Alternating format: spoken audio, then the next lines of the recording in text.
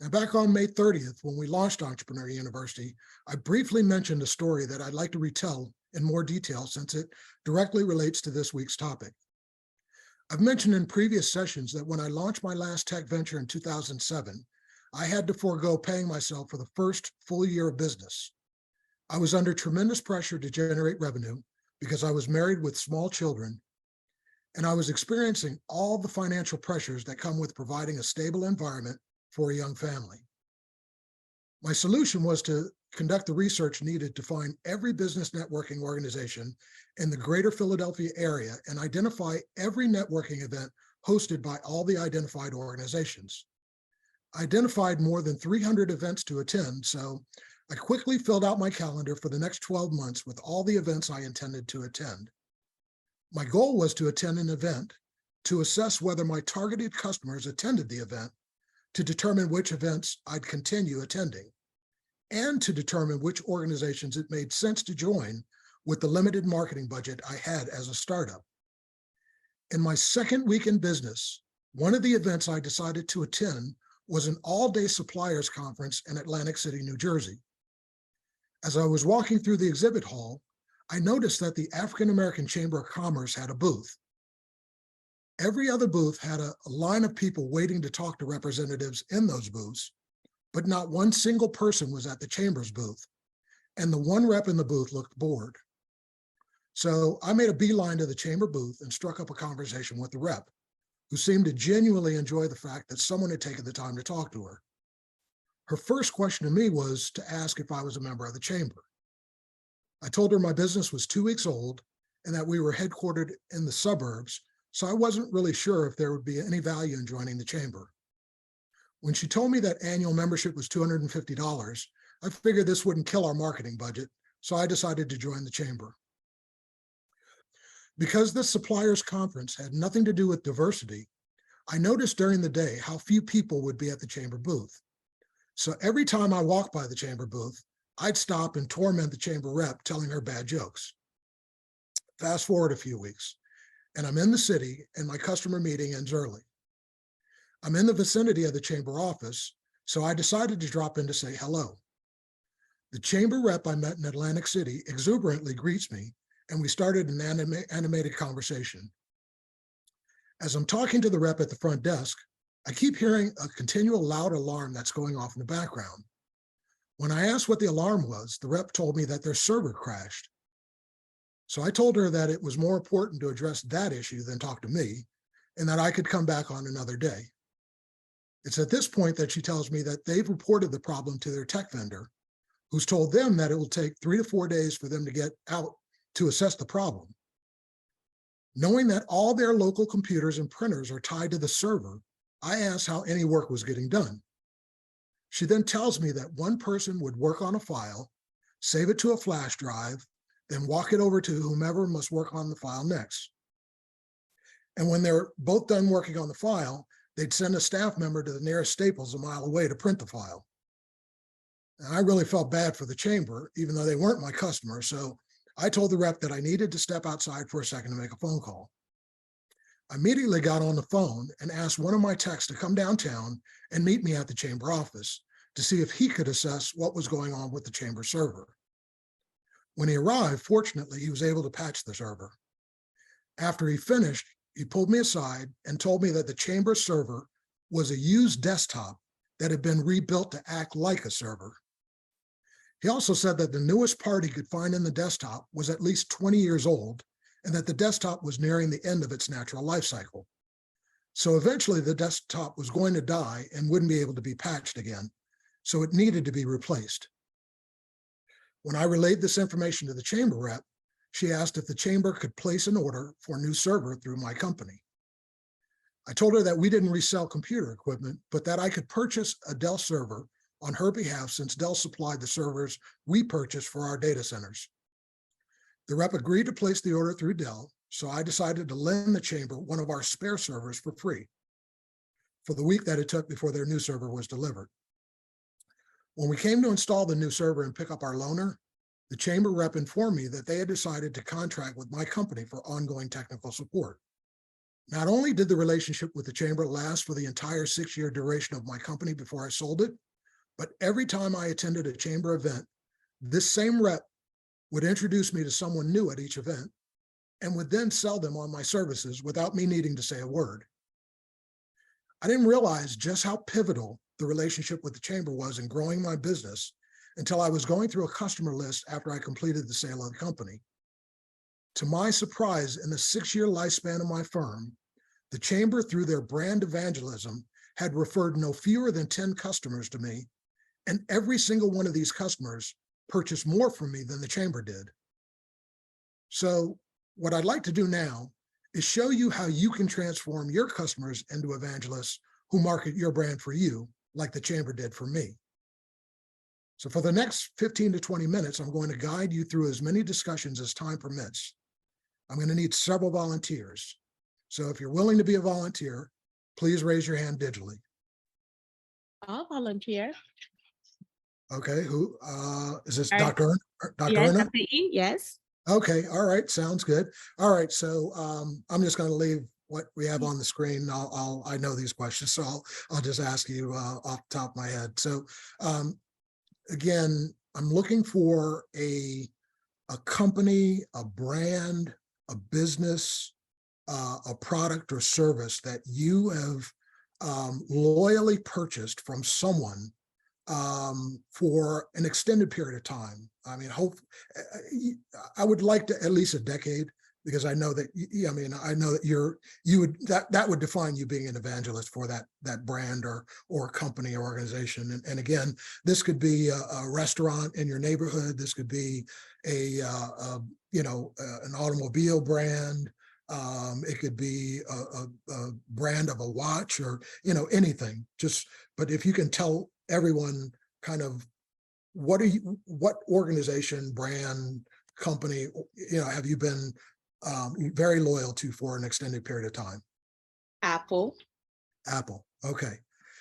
So give us up to 5 reasons why you're so loyal to Apple. What have they done for you that makes you so loyal to them as a brand? For starters, my MacBook has lasted me years and they've worked quite well. And if I've had problems with them and I've gone to the Apple store or anyone else, the customer service have been really good. Like, they've treated me with respect, they've been hands-on, and I haven't had to wait. And my computer is my life. During my PhD, it was like, they were really there. So that was a big deal for me. Like, I needed my computer, and whenever I needed them, they were there. Okay. And they were there at the time that I needed them, in other words. Yeah. So, yeah, that was a big deal for me. Over the years, I still felt like some of their products kind of like weren't as, what would I say, like top notch. But for my MacBooks, they did it. My MacBooks and my phone, the AirPods and the accessories kind of killed it for me. But for the most part, these are luxuries. But the necessities for me were a big deal. And then my MacBook didn't really get any viruses. I didn't have to purchase any Norton stuff for it. So they sold me on that. Okay. All right. So it's durability of the product. Yes.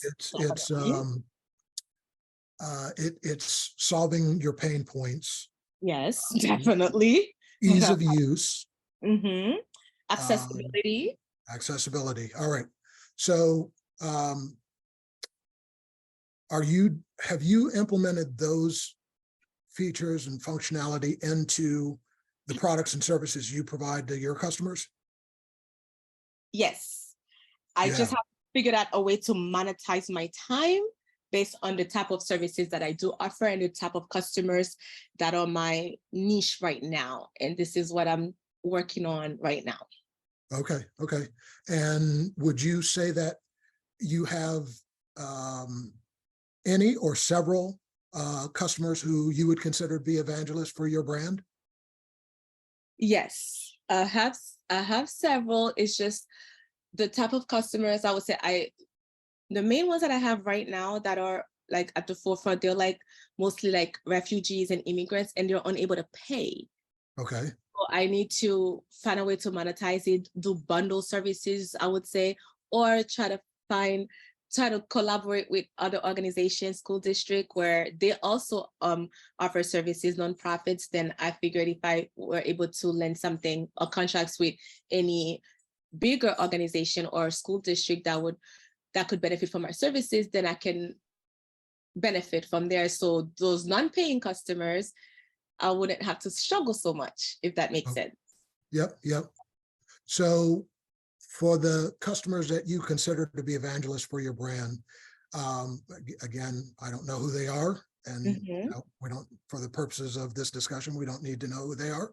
But if you could kind of get in their brain, why do you think they are evangelists for your why are they so loyal to you? Why do you think they're so loyal to you?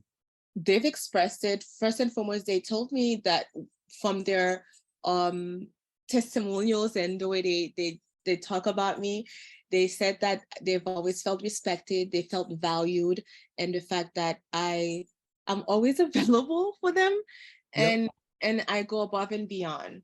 And this is something that they haven't experienced, and everywhere else they've lacked. Coming from elsewhere, people, they're not feeling, they don't always feel welcome. And even if they do, it's always temporary. It's like people will offer them services and then they disappear. With me, it's like whatever it is, I'm there. If they need anything, Dr. is here, and they can always count on me. And they always stress the fact that they feel valued and respected. And that's always been at the forefront. So I realize that, and it's just the way I interact. But of course, I do understand the culture. I understand what it meant. My mom was also an immigrant. So I can navigate that world a little different than most, I would say. And I guess that's what it is. And I'm passionate about it. I love to help. I want to be of service. So it's just second nature. I establish a trusting relationship with them, and then I take it from there. Whatever you need, I'm there. If I can help, I will. And if I can, I don't always say I just can't help you. I'll try to figure it out. I'll do a research. I'll see who I can connect you with that can actually help you if I'm unable to help you. Okay. So what I'm going to ask you to do, well, thank you for volunteering, but I'm going to ask you in 2 days when we post the replay of tonight, I want you to listen back to our conversation, just our conversation. You got because it. I want you to, what I've picked up is how similar what you're describing, what you've just described, how eerily similar it is to how you described your relationship with Apple, and the solving the pain points, and servicing all of your needs, right? You're doing that for your customer base.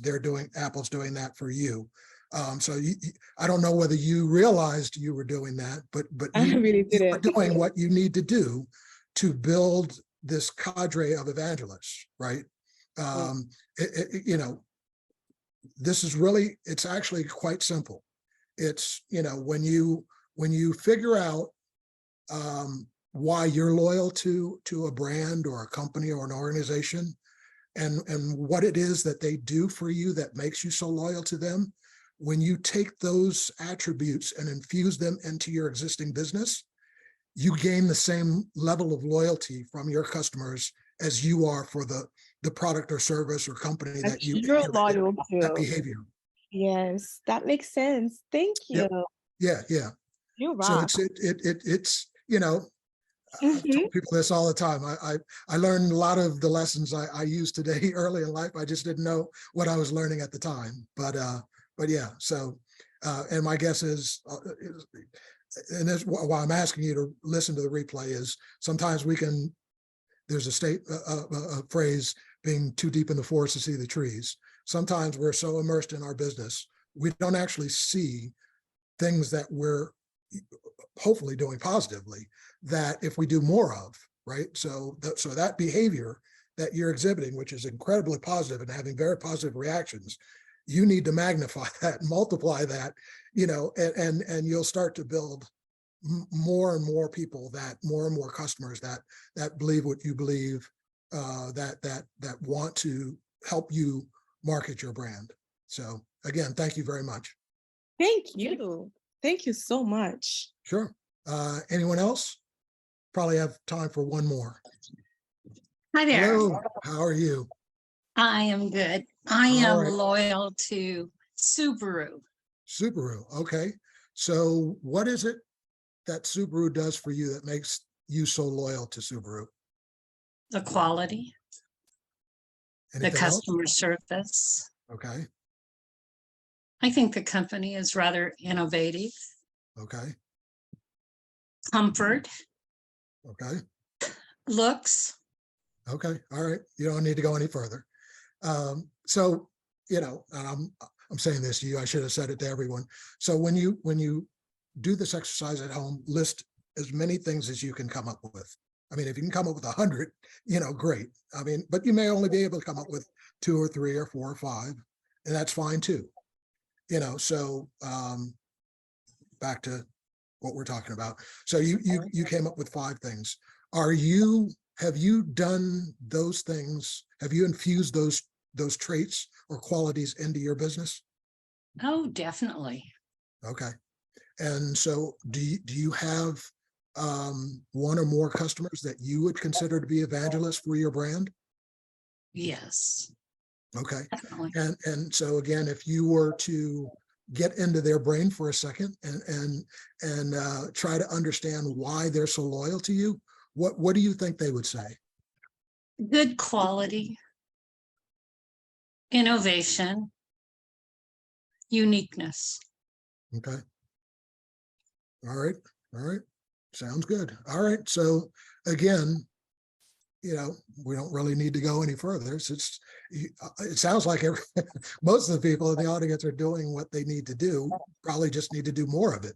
But it's the point is, transforming customers into evangelists is actually very simple. It's identifying an organization, a brand, product, service that you are loyal to and have been loyal to for a long period of time. Taking the time to list all of the things that particular organization, brand, product, or service does for you, and then infusing those same attributes, qualities, traits into your business, and so that you're doing those things for your customer base. And once you do that, your customer base will more than likely become as advocates for your brand as you are for that particular organization. So actually, I was going to stop, but I see Gigi has her hand up, so I'm going to add because we've never been able to have you participate on one of these, so I'm going to let you be the last one. So Gigi, tell us what brand, company, product, service you have been loyal to for a long period of time. For 10 years, it's been my mechanic. Oh, okay. Okay. That's a good one, right? Yeah. So what does the mechanic do for you that makes you so loyal to the mechanic? For me, is his honesty. He's very friendly. He's very talkative, but he's very, very particular of his work, of his trade.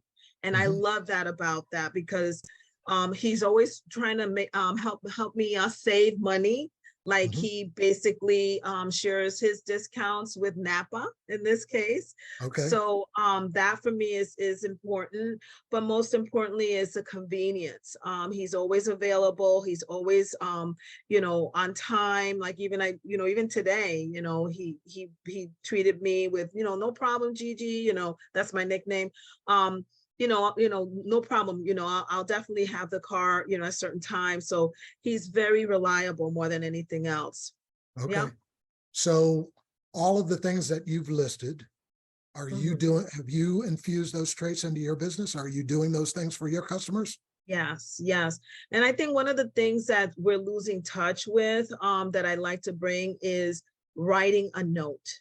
Okay. That is like incredibly, like even I work for Legal Shield, or my business is Legal Shield, and just the other day I actually just sent a little text to someone with a canvas thing about the membership, the this, the that, thank you for being a customer and for being a part of the Legal Shield family. And she was like, I need to do better with my customers. Right. See what I mean? It's just even though it's simple, it was just, I want to make sure to be top of mind.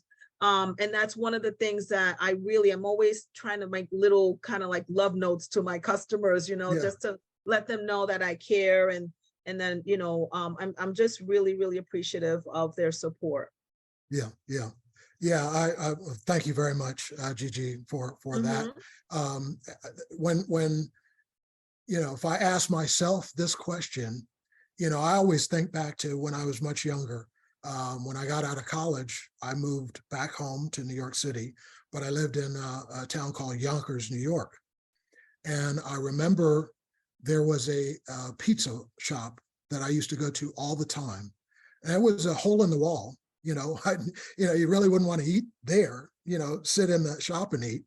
But I would, whenever I wanted pizza, or he also made pasta, whenever I wanted Italian food, I would always go to this one shop downtown Yonkers, because the owner of the shop, he would remember my name. He would remember every conversation we'd have.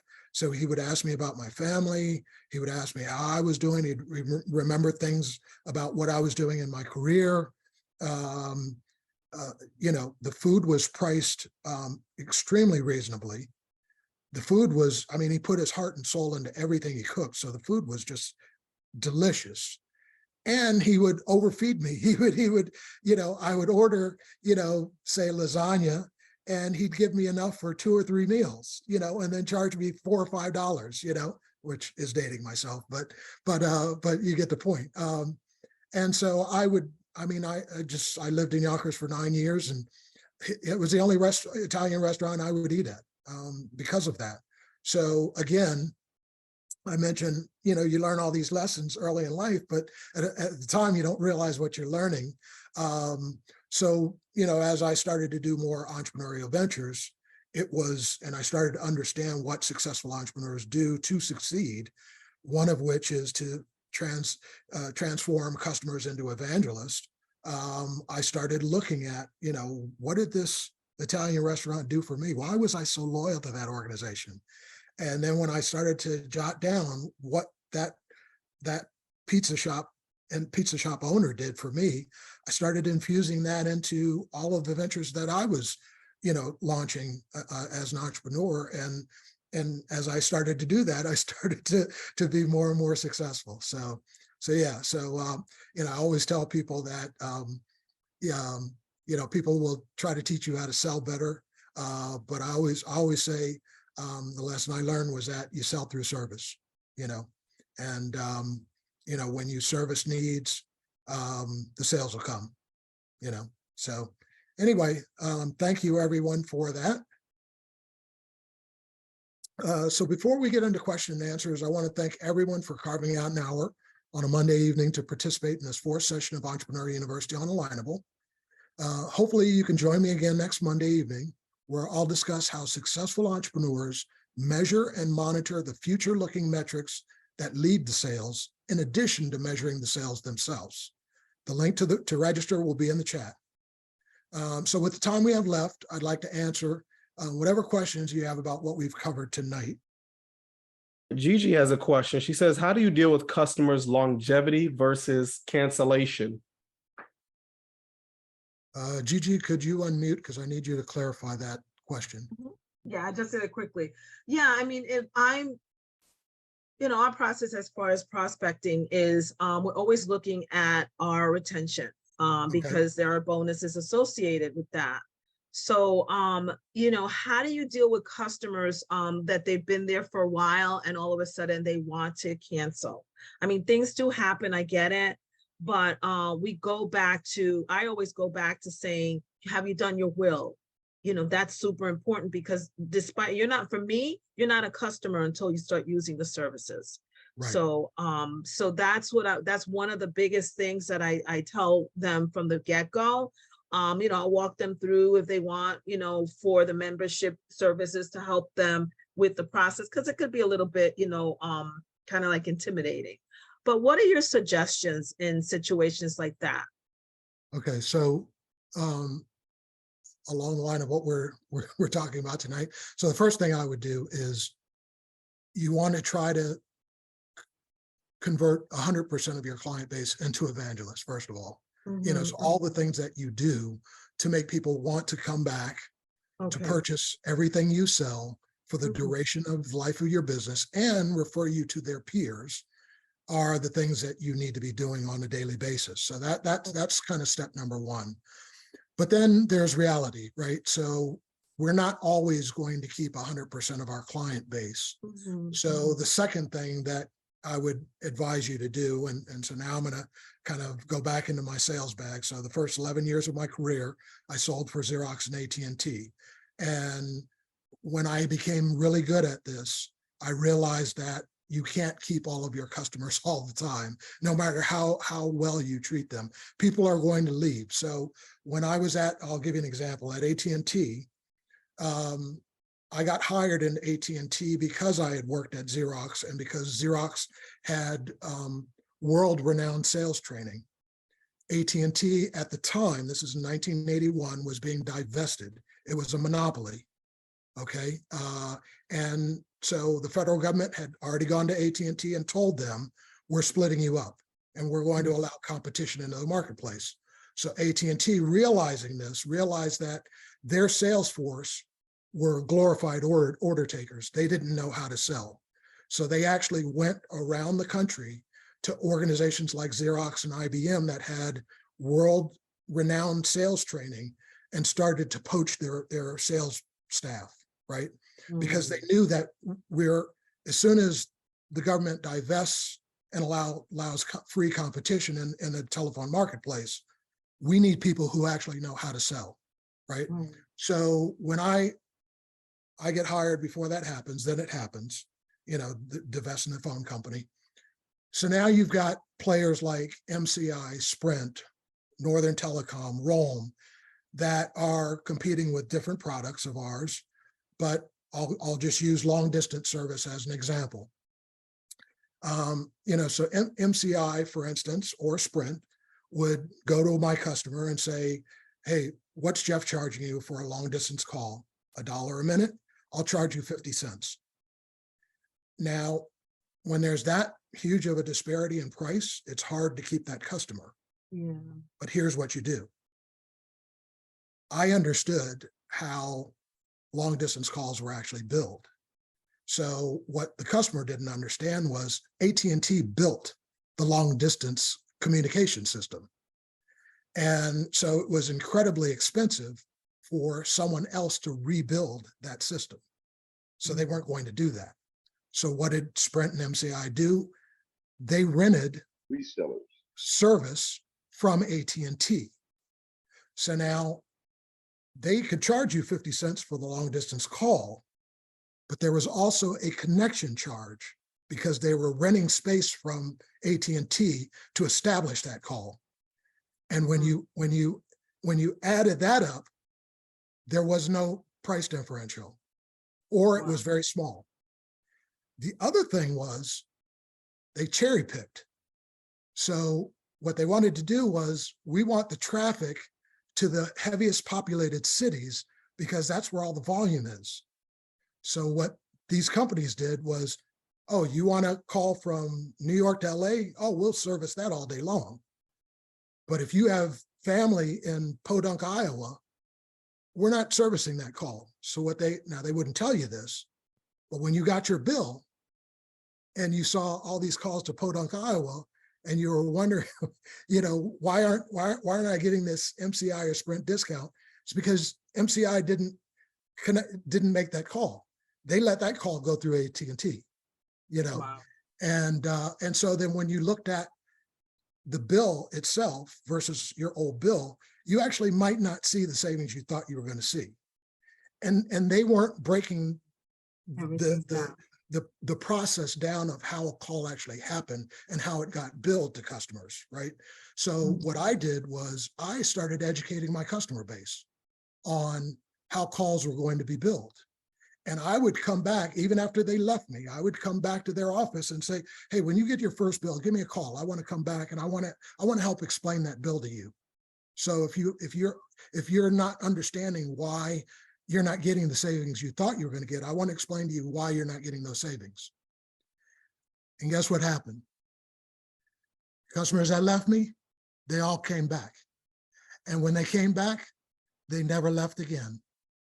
They wouldn't even listen to someone that came to them and told them they would, because what they remembered was that Jeff told me one thing and he told me the truth and he backed it up. He let me leave, but he told me the truth. And I came back to him because what he told me was the truth. He didn't try to sell me, something, for nothing. So that's what I would, you gain a lot of power when you educate clients. Again, you do the best that you can to, and think about, and the whole reason for doing the exercise was you've got to think about what would motivate you to be really loyal to someone. And I mean, what differentiates us as human beings is very, very, very little. We're all pretty much the same, right? So whatever would get you to be loyal to a brand, company, organization, it's going to be the same thing for most of your customers, if not all of your customers, right? So if you think about what are the things that I would do if I was buying my own product or service, and if I infuse that into my business, chances are my customers are going to be loyal to me, right? But again, you got to remember, in the real world, competition will try all kinds of things, and you may lose some customers. But what you have to do is just be honest with them, and explain to them what you are providing, what they're going to get in this new world, and stay in touch with them, and ask them, are they, hey, are you getting what you were promised? And if they are, hey, that's an opportunity for you to get better as a competitor, right? But if they're not, guess what? They're more than likely going to come back to you. And when you've left a good vendor and gotten burned, you don't leave that vendor again. So. Thank you so much. That was very, very helpful. Appreciate it. We have another question in the chat from Katina Smith. She's asking, what are the keys to great customer service today, both internal and external customers?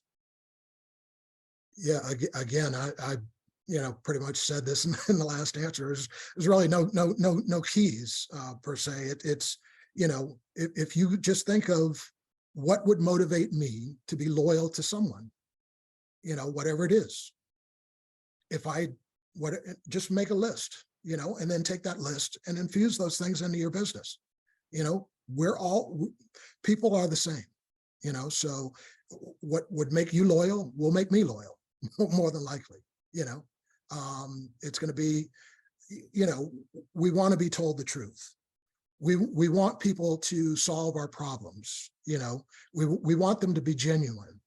We want them to price fairly. I mean, we understand that, if you're an entrepreneur, you have to make profit. We understand that, I'm not trying to, put you out of business by having you price something for me at a price that's not going to allow you to sustain your business, but I don't want to be gouged, So all of these things that, would entice you to be loyal to someone else, if you infuse these things into your business, are going to entice your customers to be loyal to you. It's really no secret. It's all of these things that I'm teaching you tonight, I've taught you in previous weeks, I'll teach you in future weeks. This is all incredibly simple. Unfortunately, it's difficult to implement. It's not that the concepts are difficult. We tend to get in our own way.